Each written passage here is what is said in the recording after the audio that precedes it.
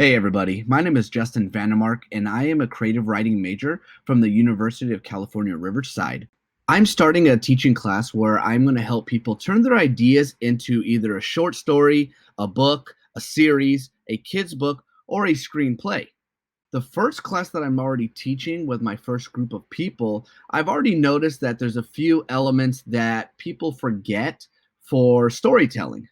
So in this video, I'm going to be talking about what makes a story successful. And yes, I know there's a lot of different elements that help make the story successful, but I'm going to talk about one of the major ones, and that is called a story plot arc. So what is a story plot arc?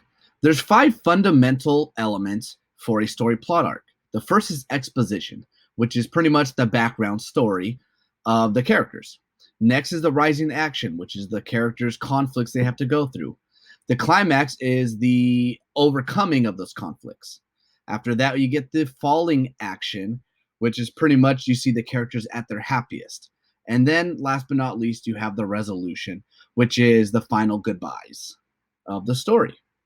So now think of the plot arc for your hero and your villain of your story, right? What is the story about?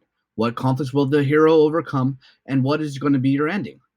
If you don't know any of this, it's okay. I'm going to have a playlist for every element of the story plot arc. And at the end of each video, I will have homework for you to do for your idea so you can start turning it into a story and putting pen to paper or fingers to keyboard and getting that stuff up there.